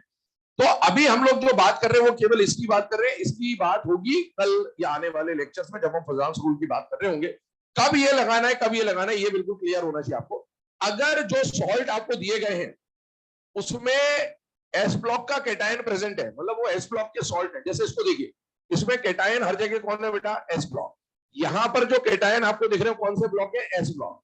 अगर सॉल्ट में एस ब्लॉक के कैटायन है तो ऐसे क्वेश्चंस की सॉल्युबिलिटी के ऑर्डर को आप किससे सॉल्व करेंगे बेटा, लैटिस और हाइड्रेशन, मतलब जो अभी आपको पढ़ाया जा रहा है उससे सॉल्व करना है। लेकिन अगर सॉल्ट में कैटायन पी ब्लॉक का हो या फिर डी ब्लॉक का हो, तो ऐसे क्वेश्चंस को आप लैटिस और हाइड्रेशन के बजाय किससे सॉल्व करेंगे बेटा, पोलराइजेशन से सॉल्व करेंगे। जैसे फॉर एग्जांपल आपको बोला HgF2, HgCl2, HgBr2, HgI2, या AgF, AgCl, AgBr और AgI, ये सब डी ब्लॉक के सॉल्ट है। जैसे पी ब्लॉक में एग्जांपल है PB, PbF2, PbCl2, PbBr2, PbI2, तो ये सब इस कैटेगरी के। ऐसे क्वेश्चंस को सॉल्व करने के लिए आपको पोलराइजेशन का इस्तेमाल करना पड़ेगा, और एस ब्लॉक के सॉल्ट्स के लिए आपको क्या यूज करना पड़ेगा, लैटिस और हाइड्रेशन। एक और बात बता दूं, एग्जाम में जनरली जो क्वेश्चन आता है वो एस ब्लॉक का ही आता है आपको, और इसीलिए मेनली लैटिस और हाइड्रेशन का काम आएगा, लेकिन हाँ पता होना चाहिए कि इस तरह से सॉल्व किया जाता है। अब आइए यहां पर हम लोग बात कर रहे थे कि जो कैटायन आपको दिख रहे हैं, सॉल्ट किसके दिख रहे हैं बेटा, एस ब्लॉक के सॉल्ट है, मतलब लैटिस और हाइड्रेशन को सॉल्व करना। लैटिस और हाइड्रेशन में कब लैटिस लगाना है, कब हाइड्रेशन लगाना है, वो हम लोग समझ रहे थे। तो इसमें देखिए sodium fluoride, sodium chloride, sodium bromide, sodium iodide, इस वाले केस में आपको हमेशा क्या ढूंढना होगा बेटा, कॉमन आयन। यहां पर कॉमन आयन कौन है बेटा, हर किसी में सोडियम, और अगर कॉमन आयन सोडियम है तो बेटा सोडियम क्या है, 10 इलेक्ट्रॉन रखने वाला है ना। सोडियम आयन की बात हो रही है, नहीं को मत ले लेना कि 11 इलेक्ट्रॉन मान लो। सोडियम आयन है, और सोडियम आयन में कितने इलेक्ट्रॉन है, 10 है, मतलब इसको क्या मानेंगे, स्मॉल। और जब कॉमन आयन स्मॉल है तो आपको किससे सॉल्व करना है बेटा, लैटिस एनर्जी से सॉल्व करना है। मतलब आपको हाइड्रेशन एनर्जी के बारे में अभी सोचना ही नहीं। अब बताइए लैटिस एनर्जी का जो ऑर्डर होता है वो अगर हम लोग बनाने की बात करें तो लैटिस एनर्जी का ऑर्डर कैसे बनाया जाता है? याद करिए, energy is directly proportional to charge and inversely proportional to radius. तो आपको इन सब में अगर चार्ज देखा जाएगा तो चार्ज तो बेटा सभी में क्या है, सेम। तो आप रेडियस पे गए, लेफ्ट टू राइट जाने पर रेडियस बढ़ रहा है, और रेडियस बढ़ेगा तो एनर्जी कम हो जाएगी, चाहे लैटिस हो चाहे हाइड्रेशन हो, जो भी देख रहे होंगे आप। रेडियस अगर बढ़ रहा है तो एनर्जी कम हो जाएगी, और अगर लैटिस एनर्जी कम हो गई तो अभी थोड़ी देर पहले हमने सॉल्युबिलिटी का फैक्टर लिखा था कि solubility is directly proportional to hydration and inversely proportional to lattice. तो बेटा अगर लैटिस एनर्जी अगर कम हो रही है तो सॉल्युबिलिटी क्या हो जाएगा, बढ़ जाएगा। मतलब यहां पर जो ऑर्डर आ रहा है सॉल्युबिलिटी का, NaF से ज्यादा सॉल्युबल कौन होगा बेटा, NaCl। NaCl से ज्यादा सॉल्युबल NaBr, और NaBr से ज्यादा सॉल्युबल कौन हो जाएगा, NaI। नोट करें पहले इस फर्स्ट वाले केस को, सेकंड में वो जो सॉल्युबिलिटी में एस ब्लॉक, डी ब्लॉक और पी ब्लॉक वाला जो पार्ट लिखा है ना, लैटिस और पोलराइजेशन, उसको लिख लेना कहीं भी मार्जिन पे, क्योंकि वो काम आएगा आपको। एस ब्लॉक के सॉल्ट्स हैं तो आप लैटिस हाइड्रेशन लगा के सॉल्व करेंगे, और अगर डी और पी ब्लॉक के सॉल्ट्स हैं तो आप पोलराइजेशन से सॉल्व करेंगे।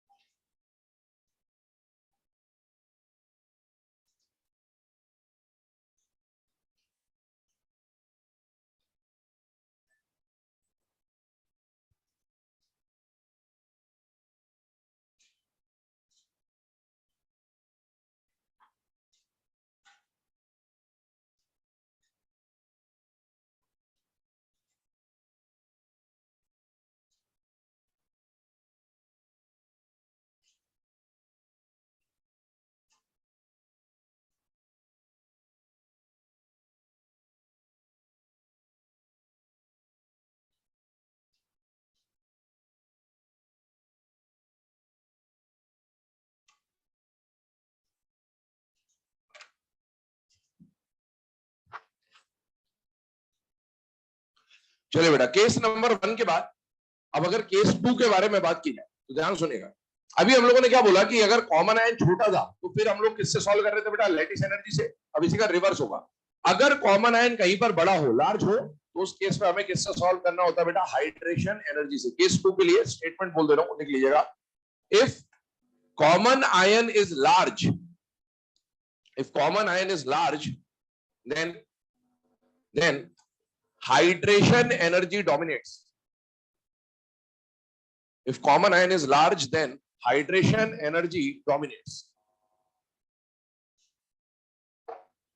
ठीक है, इसके ऊपर ये जो एग्जांपल आपको दिया गया ना बेटा, एक बात सुनिएगा ध्यान से। ये वाला जो एग्जांपल है, ये सॉल्युबिलिटी का सबसे ज्यादा इंपॉर्टेंट क्वेश्चन है बेटा। सॉल्युबिलिटी में आप प्रीवियस ईयर के पेपर देखें, खासकर अगर नीट के पेपर देखेंगे, सॉल्युबिलिटी में अगर 10 बार आप क्वेश्चन देखोगे तो 10 में से 8 बार आपको यही क्वेश्चन मिलेगा सॉल्युबिलिटी का। देखिए 10 में से 8 बार, मतलब आप इसका इंपॉर्टेंस समझ सकते हैं। आपको मेनली ग्रुप 2 के सल्फेट्स का ही सॉल्युबिलिटी का ऑर्डर पूछा जाता है, सबसे ज्यादा इंपॉर्टेंट क्वेश्चन बेटा। ध्यान सुनिएगा, ध्यान समझ लीजिएगा। अगर आपको सपोज इनके सॉल्युबिलिटी का ऑर्डर बनाने को आया तो सबसे पहले तो आपने देखा कि सॉल्ट एस ब्लॉक का है कि पी ब्लॉक का है कि डी ब्लॉक का है। आपको दिख गया एस ब्लॉक का सॉल्ट है, मतलब लैटिस और हाइड्रेशन से सॉल्व करना है। अब लैटिस और हाइड्रेशन में आपको देखना होता है कि लैटिस लगाऊं या हाइड्रेशन लगाऊं। उसके लिए आप कॉमन आयन को पहचानेंगे। कॉमन आयन सब में कौन है, सल्फेट। सल्फेट है लार्ज, और जब कॉमन आयन लार्ज है तो आप किससे सॉल्व करेंगे, हाइड्रेशन एनर्जी से। अब हाइड्रेशन एनर्जी से सॉल्व करने गए तो हमें हाइड्रेशन का ऑर्डर बनाना है। पहली बात, कोई भी एनर्जी हो, चाहे लैटिस हो चाहे हाइड्रेशन हो, पहला फैक्टर क्या लगेगा, चार्ज। चार्ज तो सब में सेम है, +2 -2 +2 -2 +2 -2 +2 -2, चार्ज सेम। रेडियस पे जाएंगे, लेफ्ट टू राइट जाने पर बेरिलियम से बेरियम जब जा रहे हो तो रेडियस बढ़ रहा है, और रेडियस बढ़ेगा तो एनर्जी कम हो जाएगी। और हाइड्रेशन एनर्जी और सॉल्युबिलिटी डायरेक्टली प्रोपोर्शनल होते हैं। अगर हाइड्रेशन एनर्जी कम हो रही है तो सॉल्युबिलिटी भी कम हो जाएगी। मतलब जो ऑर्डर मिलेगा वो क्या मिलेगा बेटा, डिक्रीजिंग ऑर्डर आपको मिल रहा होगा। और अभी थोड़ी देर पहले नोट में आपको जो पॉइंट नंबर 2 और पॉइंट नंबर 3 लिखा है था वो भी समझा दे रहा हूं, देखिए उन पॉइंट्स को निकाल लीजिएगा। हम लोगों के पास ये तो हमने कॉन्सेप्ट समझ लिया, मतलब कॉन्सेप्ट का एक तरह का जुगाड़ है, लेकिन जुगाड़ को लगाना कैसे वो हमने डिटेल तरीके में समझा।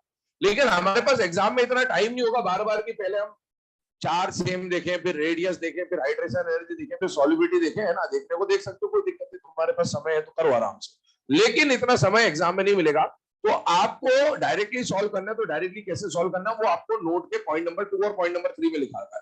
अगर कॉमन आयन छोटा है, ध्यान से देखो, कॉमन आयन छोटा है और एक बार कॉमन आयन बड़ा है, तो कॉमन आयन के अलावा वाले जो आयन होते हैं ना, वो जनरली आपको एक ही ग्रुप के देता है। जैसे यहां देखिए, कॉमन आयन के अलावा वाले आयन कौन है? फ्लोराइड, क्लोराइड, ब्रोमाइड, आयोडाइड, क्या एक ही ग्रुप के हैं या नहीं है?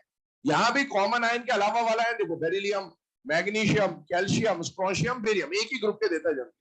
तो अगर कॉमन आयन छोटा है तो आप देखो डाउन द ग्रुप जाने पर सॉल्युबिलिटी बढ़ रही, और अगर कॉमन आयन बड़ा है तो आप देखिए डाउन द ग्रुप जाने पर सॉल्युबिलिटी कम हो रही है। तो हम सीधे सीधे इसी से सॉल्व करेंगे कि अगर कॉमन आयन छोटा है डाउन द ग्रुप सॉल्युबिलिटी बढ़ेगी, और अगर कॉमन आयन बड़ा है तो डाउन द ग्रुप सॉल्युबिलिटी कम हो जाएगी। बस इतना सा काम हमें करना होगा। नोट करिए इसे, यहाँ पर मैं कुछ केसेस लिख रहा हूँ, इनको आप ट्राई करिए, फिर इसके कुछ एक्सेप्शन है उनको देखते हैं।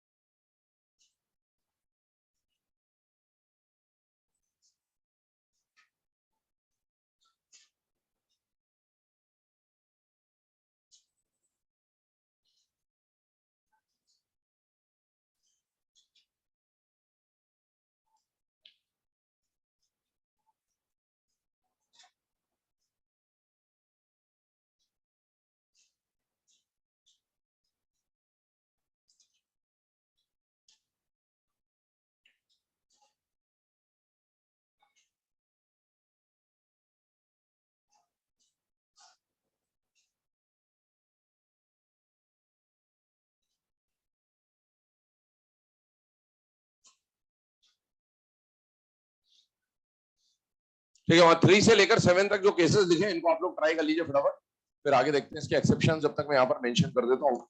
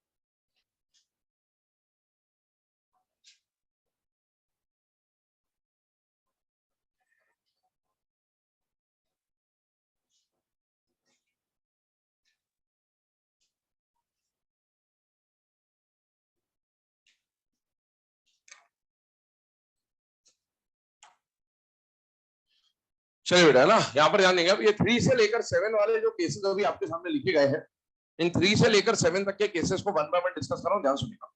पहली बात तो इसमें जो आपको सॉल्ट दिख रहा है वो एस ब्लॉक का सॉल्ट दिख रहा है, और एस ब्लॉक का सॉल्ट दिख रहा है मतलब आपको लैटिस और हाइड्रेशन से इसको सॉल्व करना है। लैटिस और हाइड्रेशन से जब आप सॉल्व करने जाते हो पहले आपको कॉमन आयन चेक करना है बेटा।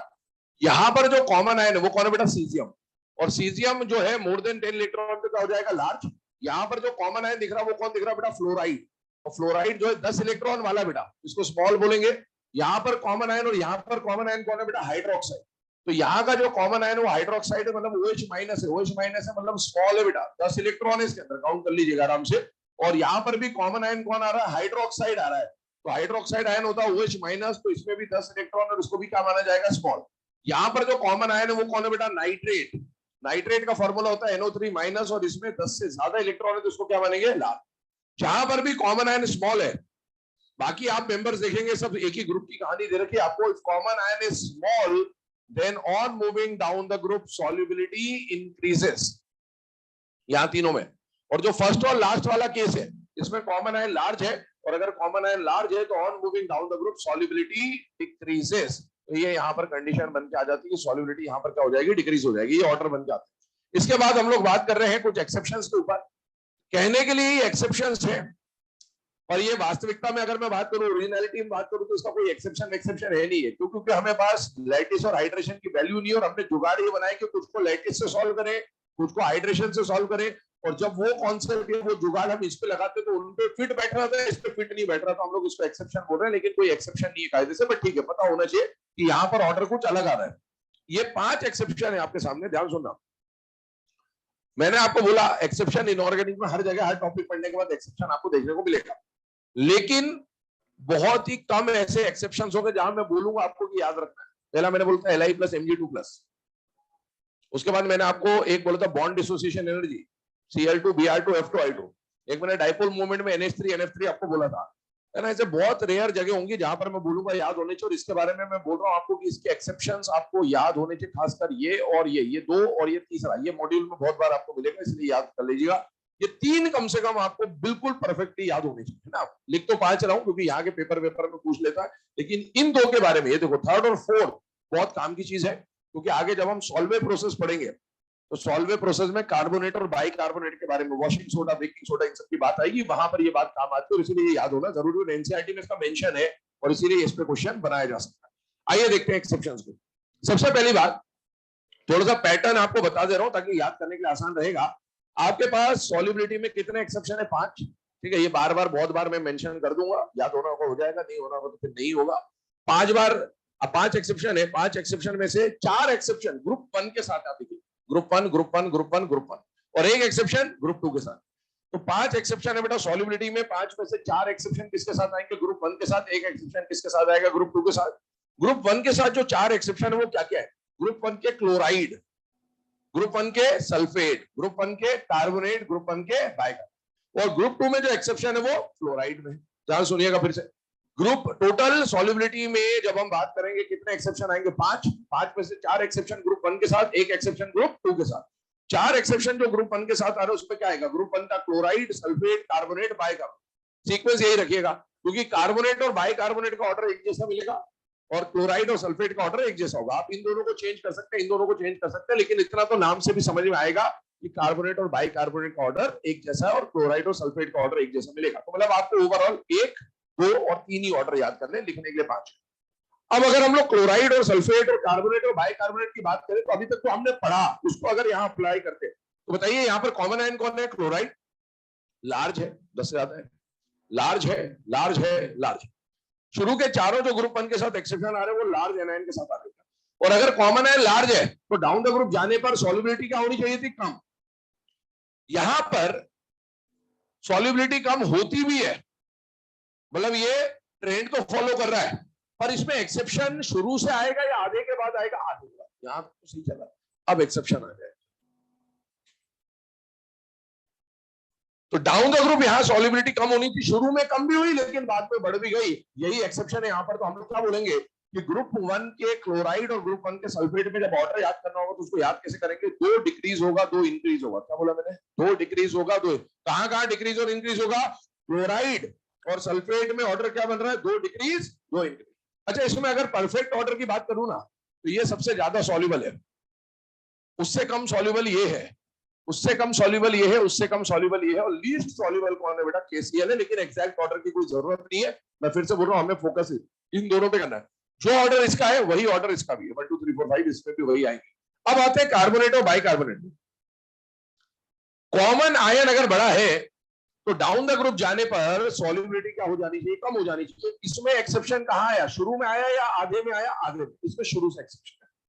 शुरू से एक्सेप्शन होने का मतलब कम होने के बजाय लगातार बढ़ जाएगा। तो इसका ऑर्डर शुरू से आखिरी तक एक जैसा है, कुछ भी अलग नहीं है, लगातार बढ़ा देना है। इसमें आप एक चीज नोटिस करेंगे कि यहाँ पर LiSCO3 गायब है। आपको अगर LiSCO3 लिख के दे दे तो भी आप यही ऑर्डर बना दीजिएगा, कोई दिक्कत नहीं है। लेकिन वो गायब करने का रीजन ये है कि हम यहाँ पर सॉलिड इन लिक्विड की सॉल्युबिलिटी पढ़ रहे हैं। क्या पढ़ रहे हैं, सॉलिड इन लिक्विड की सॉल्युबिलिटी पढ़ रहे हैं।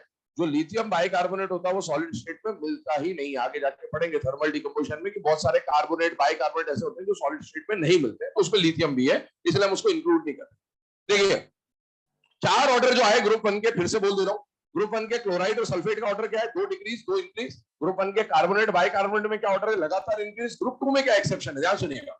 यहां कॉमन आयन कौन है बेटा, फ्लोराइड। फ्लोराइड छोटा आयन है, और अगर कॉमन आयन छोटा है तो डाउन द ग्रुप सॉल्युबिलिटी बढ़नी चाहिए, तो इसमें बढ़ती भी है, कोई दिक्कत नहीं है, बढ़ती भी है। लेकिन एक्चुअल में ये BeF2 तो यहां आना चाहिए था सबसे कम पे। लेकिन इसमें एक्सेप्शन सिर्फ इतना ही है कि BeF2 जिसकी सॉल्युबिलिटी मिनिमम होनी चाहिए थी, वो मिनिमम से उठ के कहां चला जाएगा, मैक्सिमम। फिर से बोल दे रहा हूं, 5 एक्सेप्शन आपको पढ़ने हैं। 4 एक्सेप्शन ग्रुप 1 के साथ। कौन कौन से एक्सेप्शन है ग्रुप 1 का, क्लोराइड सल्फेट, क्या ऑर्डर बनेगा, 2 डिक्रीज 2 इंक्रीज। ग्रुप 1 का कार्बोनेट बाइकार्बोनेट लगातार इंक्रीज। ग्रुप 2 का फ्लोराइड, फ्लोराइड में क्या होगा, लगातार इंक्रीज हो रहा है, बस BeF2 मिनिमम से उठ के मैक्सिमम पे आ जाएगा। तो इनको आपको ध्यान रखना है, खासकर सेकंड और थर्ड पे स्टार मार्क कर लीजिएगा। ये 2 ऑर्डर आपको याद होने चाहिए। आइए उसके अलावा कुछ और बातें करते हैं आपके सामने। यहां पर ये जो अभी हमने केसेस पढ़े, ये तो ऐसे क्वेश्चन थे जो लैटिस और हाइड्रेशन से ऑर्डर आपको बनाना था, सॉल्व करना था। उसके अलावा कई बार एग्जाम में डायरेक्ट क्वेश्चन आते बेटा। डायरेक्ट क्वेश्चन क्या आते हैं, आपको 4 ऑप्शन दे देगा ABCD, और बोलेगा इनमें से कौन इनसॉल्युबल है। डायरेक्ट, बस एक आंसर है, कोई ऑर्डर वॉर्डर नहीं है, डायरेक्ट बताना कौन इनसॉल्युबल है कौन सॉल्युबल है। अब इसमें क्या होगा, इसमें अगर पता है तो पता है, वरना नहीं होगा, वरना नहीं होगा। और वो जो क्वेश्चन आते हैं, वो क्वेश्चन या तो हेलाइड्स को लेकर आते हैं बेटा, या सल्फेट्स को लेकर आते हैं मेनली। ये भूल जाइए अभी, है ना। आपको जो क्वेश्चन पूछता है एग्जाम में नीट के अंदर, वो या तो हेलाइड को लेकर पूछता है या सल्फेट को लेकर पूछता है। तो इसको हमें ध्यान रखना पड़ेगा। क्या ध्यान रखना, उसमें ध्यान से देखिएगा। इसको बोलते हैं क्यों आज होगा प्रभात। क्या बोलते हैं, क्यों आज होगा प्रभात। क्यों आज होगा प्रभात के जो CBI है, ये आपको क्या मिलेंगे, इंसॉल्युबल CBI। मेरे मतलब समझ ही जाएंगे, क्लोराइड ब्रोमाइड और आयोडाइड। तो कॉपर का क्लोराइड, कॉपर का ब्रोमाइड, कॉपर का आयोडाइड, या फिर सिल्वर क्लोराइड ब्रोमाइड आयोडाइड, या Hg का क्लोराइड ब्रोमाइड आयोडाइड, या Pb का क्लोराइड ब्रोमाइड आयोडाइड, ये सारे के सारे क्या मिलेंगे, इंसॉल्युबल। क्वेश्चन क्या बनेगा, ध्यान सुनिएगा, अभी मैं क्वेश्चन लिखवा भी दूंगा। आपको दिया AgF, AgF बोला है, KgF नहीं बोला है, AgCl, AgBr और Ag। आपको बोला इनमें से कौन सॉल्युबल है। अब इनमें से कौन सॉल्युबल है, देखो आज का CBI तो क्या है, इनसॉल्युबल। अब अपने को पता होनी चाहिए कि आज का फ्लोराइड क्या है, सॉल्युबल। तो आपसे पूछा विच इज सॉल्युबल, तो Ag है। और अगर कौन इनसॉल्युबल है तो फिर आपको समझ में आना चाहिए कि AgCl, AgBr, Agi इनसॉल्युबल है। अब ये फैक्ट वाले क्वेश्चन है, पता है तो पता है, नहीं पता तो कुछ भी नहीं हो पाएगा। इसी तरीके से सल्फेट की अगर मैं बात करूं, तो सल्फेट में आप देखिए silver, strontium, barium, calcium, lead और Hg, सबके सल्फेट क्या मिल रहे हैं, इनसॉल्युबल। इसको याद कैसे करते हैं, इसको बोलते हैं आज सारे बाराती कैसे पागल हो गए। क्या बोलते हैं इसको, आज सारे बाराती कैसे पागल हो गए। इन सबके जो सल्फेट होंगे वो क्या मिलेंगे बेटा, इनसॉल्युबल। तो आपको डायरेक्ट एग्जाम में क्वेश्चन आ गया कि भाई कौन सा सल्फेट इनसॉल्युबल है, याद है तो टिक कर देना, वरना फिर आंसर की का वेट कर लेना। ठीक है, पहले काम करें, इसको छापे यहां तक, फिर आगे बात।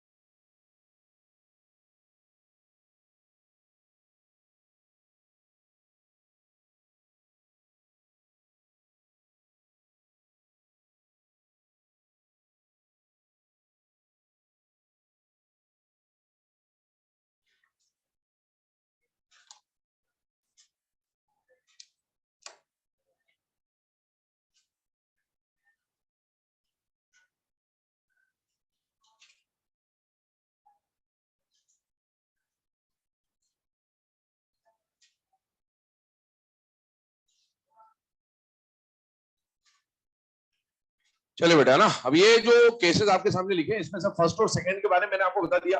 क्यों आज होगा प्रभात का सीबीआई क्या हो जाएगा इंसॉल्युबल। आज सारे बराती कैसे पागल हो गए कि सल्फेट भी क्या मिल जाएंगे आपको इंसॉल्युबल। अब आते हैं इसके ऊपर, ये जो थर्ड पॉइंट आपको बताया जा रहा है, इस थर्ड पॉइंट का नीट के हिसाब से कोई ज्यादा काम नहीं है, बट एम्स के क्वेश्चन जो आते थे उनमें ये बहुत ज्यादा पूछा जाता, खासकर सल्फाइड्स एम्स का मतलब ऐसा मान ले फेवरेट टॉपिक था। ये जो भी आप पढ़ रहे हो ना, ये सब आप एक्चुअल में लैब में सॉल्व करते हैं। जो सॉल्ट एनालिसिस होता है, केटाइन एनायन के जो टेस्ट आप पढ़ते हैं, ये सब उसी की बात है कि कौन सॉल्युबल होता है कौन इनसॉल्युबल होता है, ये सब वो है। लेकिन हमारे सिलेबस में इसके ज्यादा क्वेश्चन बनते हैं। यहाँ एडवांस में इसके क्वेश्चन बहुत आते हैं, जेई वगैरह में सॉल्ट एनालिसिस पूरा टॉपिक ही होता है। तो हमारे सिलेबस में जितना जितना काम का है मैं उतना बता दे रहा हूँ आपको। आप देखिए एक पॉइंट लिखा हुआ है, मोस्टली सल्फाइड्स आर इनसॉल्युबल, मतलब जितने भी सल्फाइड मिलते हैं ना, खासकर अगर ग्रुप 1 छोड़ दिया जाए तो ग्रुप 1 के सल्फाइड तो सॉल्युबल होते हैं, अमोनियम सल्फाइड थोड़ा बहुत सॉल्युबल होता है, बाकी ज्यादातर सल्फाइड आपको क्या मिलते हैं बेटा, इनसॉल्युबल मिलते हैं। और उनमें से मैं कुछ सल्फाइड्स के बारे में बात कर रहा हूं, ध्यान सुना। Mostly sulphides are insoluble, but उनमें से कुछ सल्फाइड के बारे में बात कर रहा हूं। जिंक का सल्फाइड, मैंगनीज का सल्फाइड, निकल का सल्फाइड और कोबाल्ट का सल्फाइड। इन सल्फाइड में से अगर मैं बात करूं तो ZnS व्हाइट कलर का मिलता है बेटा, MnS पिंक कलर का मिलता है बेटा, NiS ब्लैक कलर का मिलता है बेटा, और COS भी ब्लैक कलर का मिल रहा होता है आपको। ठीक है, तो ये 4 कलर है, आप याद कर सकते हो तो कर लीजिएगा, वरना मैंने आपको ये, क्योंकि है ना एम्स के अगर क्वेश्चन आप पिछले 2-3-4 साल के लगाएंगे वहां आपको मिल जाएगा, इसलिए बता दे रहा हूं। अदरवाइज नीट में इसके आने की पॉसिबिलिटी रेयर है। सल्फाइड के बारे में मेनली कहां पूछा जाता है बेटा एम्स में, हाँ हैलाइड और सल्फेट, ये कहां पूछा जाता है बेटा नीट में, इससे डायरेक्ट क्वेश्चन आ सकता है। और सल्फेट तो मैंने आपको बोला भी था आज कि 10 में से 8 बार अगर कुछ पूछा गया है नीट में सॉल्युबिलिटी में तो वो ग्रुप 2 के सल्फेट्स के बारे में पूछा गया है। तो आप देखो ये सब कुछ नहीं है, ये ग्रुप 2 के सल्फेट्स ही है बेटा आपके सामने। ठीक है, इसके अलावा इसको अब याद करेंगे तो याद कैसे करना होता है, ध्यान सुनिएगा। इंसान की बात कर रहे हैं, इंसान अपने से है ना, इंसान जन्म से सफेद, जब पैदा होते हैं तो बिल्कुल सफेद रहता, दिल है ना, मन एकदम साफ रहता है। इंसान जन्म से सफेद, मन से गुलाबी, बड़े हुए थोड़े से गुलाबी गुलाबी हो गए ना। फिर नियत से काला, किसके जैसा, कौवे जैसा काला। ठीक है, तो इंसान जन्म से सफेद, मन से गुलाबी, नियत से काला, किसके जैसा काला, कौवे जैसा काला, ये याद कर लेना। आगे बढ़ जाते हैं। ऑल नाइट्रेट्स आर सॉल्युबल, जितने भी नाइट्रेट्स मिलते हैं नेचर में, सारे के सारे नाइट्रेट्स कैसे होते हैं बेटा, सॉल्युबल होते हैं, ये फैक्ट याद रखिएगा। और इसीलिए नाइट्रेट्स के लिए आगे जाके हम ब्राउन रिंग टेस्ट लगाएंगे, ब्राउन रिंग टेस्ट पढ़ेंगे हम लोग, है ना। तो वो सॉल्युबल होते हैं तो उसको डायरेक्टली चेक नहीं किया जाता, तो उसमें फिर और चीजें ऐड करके फिर उसका टेस्ट किया जाएगा, वो वाली बात नहीं। एक क्वेश्चन बोल दे रहा हूं आपको, ये वाला लिख लीजिएगा, बाकी ये नोट करते रहना, बाकी इसका आगे कल ही डिस्कशन स्टार्ट करेंगे। क्वेश्चन लिखिएगा, which of the following compound which of the following compound is soluble, which of the following compound is soluble। ये ऑप्शन आपके सामने लिखे, AgF, AgCl, AgBr और AgI। एंड करेक्ट ऑप्शन कौन सा हो जाएगा, AgF, है ना, क्योंकि आज का जो CBI है वो कैसा होता है बेटा, इनसॉल्युबल। बाकी कल स्टार्ट करेंगे इसका आगे।